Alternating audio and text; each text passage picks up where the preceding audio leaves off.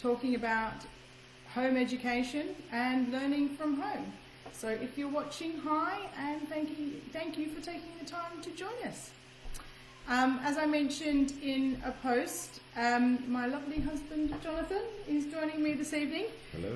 Yes, say a big hello to everyone. And we are going to talk about playing to your strengths and sharing the load, which probably seems like an obvious thing, but I think at the moment we're all juggling huge amounts of things, huge different things, a number of balls up in the air, and sometimes we kind of forget the obvious things. So just using the benefit of my experience with home educating, I just wanted to get on and share a little bit of my thoughts and that experience, and also Jonathan's experience. He's obviously been along for the ride for the last 3 years. Yes. Although while it's predominantly been me, he's certainly been there as my support and is someone that I'm very lucky to have to bounce ideas off. And even though most of the time he's in the office and not part of our home ed, we just have this amazing opportunity with You Home now to be part of it. So it really is even more important that we do play to our strengths and share the load, because we want to make the most of this time with you as well. It's very special. Before we go any further, I should stop and say Happy Easter, everyone. Hope the Easter Bunny made it to you. We saw the New Zealand Prime Minister early this week. She was very clear in one of her casts that the Easter Bunny and Tooth Fairy were considered key workers, which we showed the kids, and they were very relieved. So that was one of those cool things that we've seen lately. So I hope it's all happy in your house. Well done, everyone, for getting through another week of the current situation. Let's get on with it and talk about it. Right. Before we do go too much further, I said earlier that obviously I'm very lucky that I have Jonathan. We have each other most of the time. But I do know that not everyone who's watching, and some of our friends as well, have someone else at home with them, and so an even huger well done to you for taking on learning at home with your children on top of everything else. This is still relevant for you. We do have some tips, and we can be part of your support as well if we're not already, in terms of dividing the load and also helping you play to your strengths and perhaps using some of our strengths to complement that. So I guess really the first point is whether we like it or not, we're not all brilliant at everything. Yes, dear. Anyway. Yes. Sorry. Apparently some of us are. Apparently. We're anyway. close. We're close. Yeah, keep dreaming of. Anyway. We're not brilliant at everything, so, especially during this time, we should focus on what we are good at and what we really, really enjoy doing. And hi, Annie, can see you're on. Hello. Oh, Hope you're well. And so, just as an example, Jonathan and I sat down and talked about this and thought about who's good at what, and actually what we do to complement each other when it comes to raising the kids and also the home education. And it was really interesting, actually. So, predictably, I think most of you know, maths is not my idea of a good time. And even though I worked in banking for years, source of constant amusement to most people. We use a couple of apps for maths for the children, and that's why. I don't proclaim to be a specialist, so I get that extra support for them.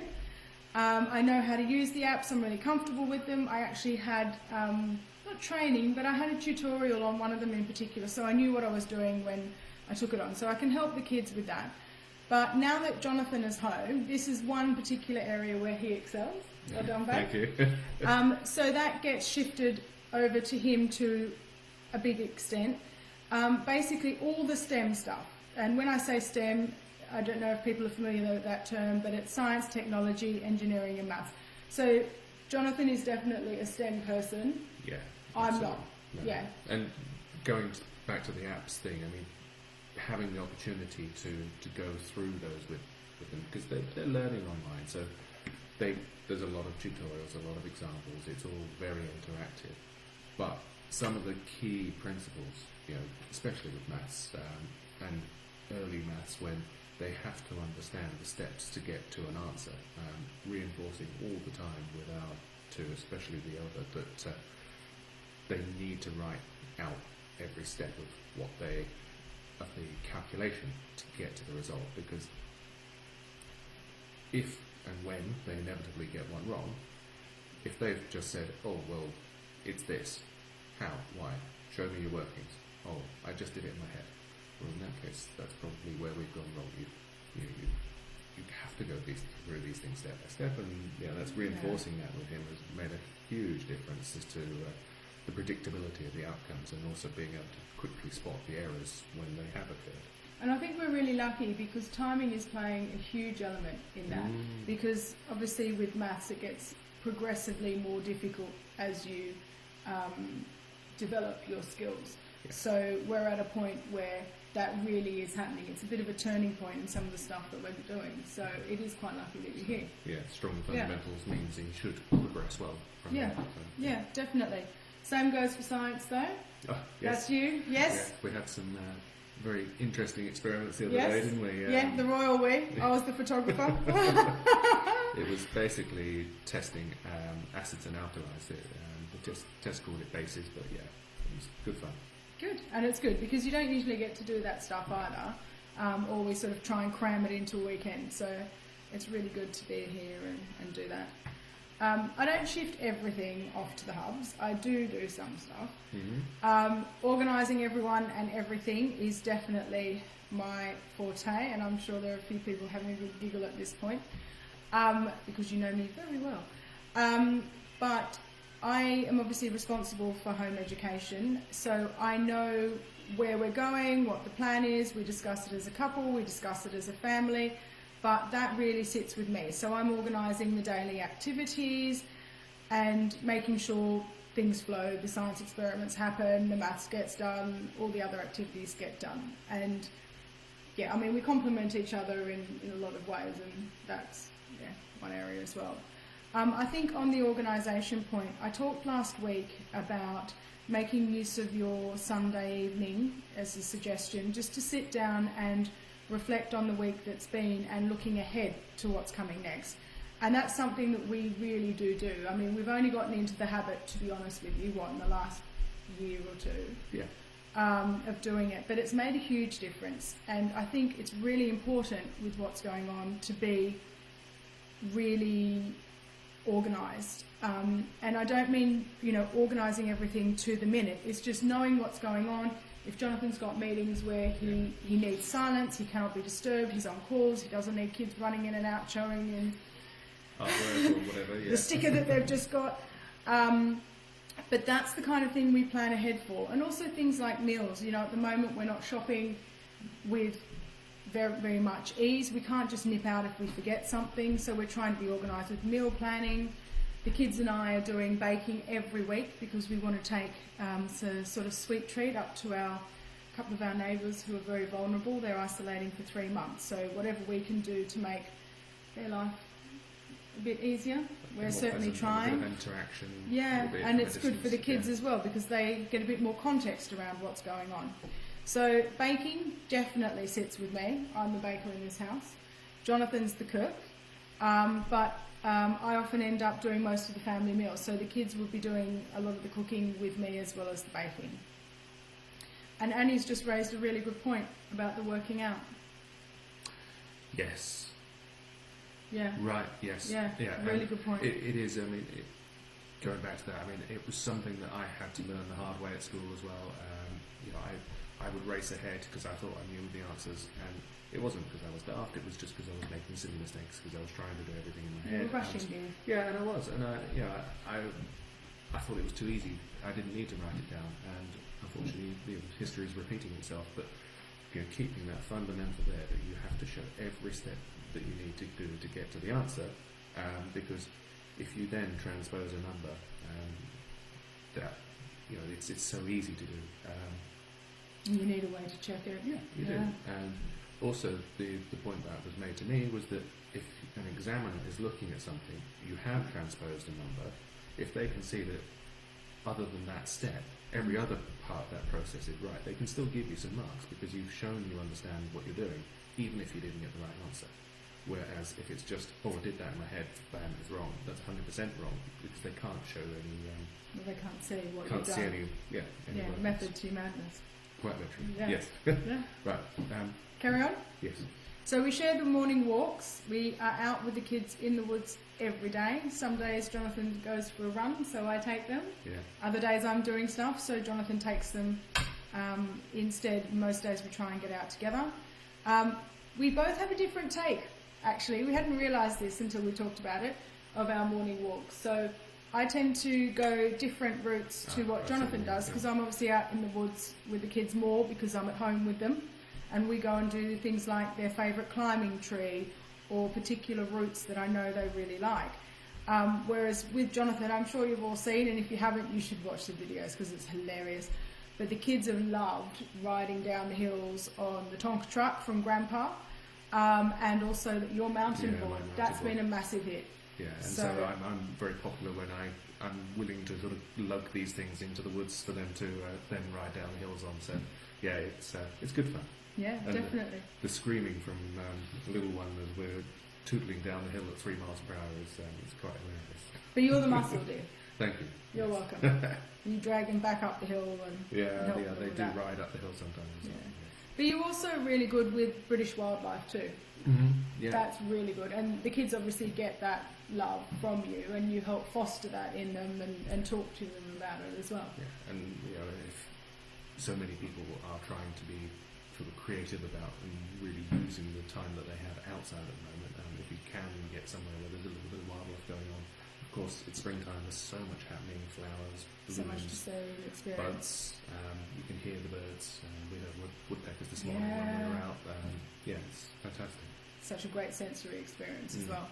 Definitely. And, from a well-being perspective, trying to get somewhere green when you're spending so much of the time, or the rest of the time in the house In the is house, a yeah, good thing. it's really important too. Definitely. So I do the indoor exercise sort of workouts in the afternoon with the kids as well. We've been doing our virtual 5Ks a lot of the time, trying to do that most days, and that's so funny. Oh my gosh. You miss it, but wow. I hear. You hear, yeah, exactly. The virtual 5K is a combination of jogging, running, obstacle course, and a bit of dancing thrown in for good measure. But it's great fun and it gets them moving in the middle of the day. But anyway, so there you go. So, hi Helen, I saw you liked. Hope you're well, and Garang as well. Haven't spoken to you for ages, but saw you both were watching, so hi. In terms of those who are at home with the kids on their own, on your own, I have a few recommendations, and these are suggestions, so please take it with a grain of salt. Listen, don't listen, whatever works for you. I would really recommend making sure you have 1 to 2, maximum 3 really good apps per child. And when I say really good, I mean something that you're comfortable with, that they're learning from, and that they really enjoy, so that they can do it most days, and it gives you a bit of a break, but also gives them a bit of their own time, and something that you can, like I mentioned with the maths and stuff, you can sit down and do a little bit of one-on-one time as well, because if one child is distracted with the app, then of course it gives you more time with the other one. And that's, I find that hard when I'm at home with the 2 kids, and that's a big part of the reason I use apps too, because it breaks up the day a bit, but it also means that I do have pockets of time for one-on-one and time to myself as well. And So, it's also yep. really important because those are very visual things, and Yeah. our two are especially very visual learners. I'm Visual sure most, practical learners, yeah. and lots of other kids will be too. And it's not Jules trying to teach them something. It's a fun interactive app that's trying to teach them something. So they actually enjoy this time on the apps, don't they? And Definitely, they love it. They want to do it. So, Yeah. yeah, it's a great place to be. Yeah, of course we don't tell them they're learning. No, but anyway, no, yeah. they know They are, do, but I know, I'm it's- only joking. It's still almost a treat for them Yeah, to do it is. which is It is. important. That's also because we don't have a TV. You gloss over Anyway, that bit. yeah. Yes, dear. Anyway. But as well as having the apps, there are so many online classes you can get your kids involved in. And it's another good way of giving them their own special time to do something that they're really interested in. There's lots of stuff that's online, classes that are free, and not just going along for a maths lesson, a science lesson, an English lesson. Really cool stuff. Animal welfare, looking after dogs, all sorts of art and creativity, history, the works, languages, everything. So I'll share a couple this week as part of the tips, but do get in touch if you want some ideas on the online classes, because I've got a few hidden in my back pocket as well. And this, thank you, Garang, you're so kind. And this is something that obviously applies to everyone, with the online classes and the apps, but especially for those who need to free up their time. And if you're on your own, I imagine, like I am, when it's just me at home with the kids, you do need that freedom sometimes. The other thing to do, and again this is for everyone, is organise more calls with friends and families, but rather than it being a call to talk to them, which sometimes puts the kids off. I mean, we had calls from our family yesterday, and one of our children point blank refused to get involved, even though they absolutely love our family. They just were not in the mood. They didn't want to talk. And, you know, fair enough. But perhaps if you can add an activity to that call, make it a bit of fun, then, you know, you can cover off a bit of educational stuff at the same time as having that extra interaction, the socialisation we've talked about, and make it fun, you know, lots of fun. I've done calls via Zoom with friends where we've covered a couple of science lessons. We used mystery science. That's really good and really easy to do. Yeah. It's, well, yeah, it's a website, but anyway, yep, I've shared that as one of the tips. That's free. And the beauty of doing it on Zoom is that you can actually share your screen. So it was really interactive. It was very much our friends and us watching together, discussing it together. The kids were having a great time, bouncing ideas off each other. And then we actually went away and did a related activity afterwards. It was fantastic. So we're planning on doing more of these. So if that's something you're interested in, please get in touch, because I'd love to do more stuff like that. And I will be doing more stuff. So, you know, holler and let's get doing that stuff. In terms of other ideas, if science is not your cup of tea or your kids, you know, kids can play over these video calls as well. Lego is a great thing to get people doing, get your kids doing, or craft, or any other subject that they enjoy. It also helps, I think, hi Nikki, I think you're on as well. Hello, hi there. I think it helps if you just have one child at home, but also if you have more than one child and there's an age gap where it makes a difference in terms of how they interact. Perhaps they don't play as much together anymore, or they just have completely different interests. It's a really good way, and we've done it for our two, of giving them their own individual time so that they don't feel like they're lumped together all the time or just doing what one child wants. I mean, we're really lucky. Our kids don't have that big an age gap, and it doesn't make a difference at this point in time. It will start to, yep. But they also share interests. So even though we have a girl and a boy, and girls and boys, as we all know, are very different. But yeah, we are very, very lucky in that respect. So. Yeah, well, natural history, right? Yeah, exactly. Yeah. So, but it also means that when you're pitching at different academic levels, there's an opportunity to find someone similar rather than our two. Yeah. You know, they developmentally, well, there are big gaps at times, and it is hard sometimes to cater to that. But it is what it is. The other thing that's fun that we've been doing in the last week, and if the person who's watching is listening, you'll know who you are. We've been recording some video messages, good old WhatsApp, and sending them back and forth with our kids, and that has been brilliant. The kids have loved getting on the video, saying hi to their friends and sending it, and then getting them in return. It's even better than an email or a text message or whatever, because you actually get to see them, and there's no pressure of the conversation. Because I've found that even though our kids miss their friends and want to talk to them because we're not seeing them as much, sometimes when you get them on the call, particularly to begin with, there's always that initial awkwardness. Yeah, they just don't know what to say, do they? No, and it's the same with family and friends, and that's why I'm suggesting try and do an activity.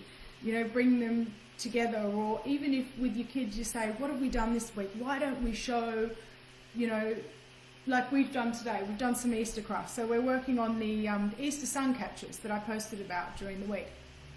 So we're working on that. But if you do something like that, why don't we ring so and so, show them what we're going to do, ring that person in advance, say the kids are going to do this. Can you, be ready? Can we all do it together? Yeah, let's do it together.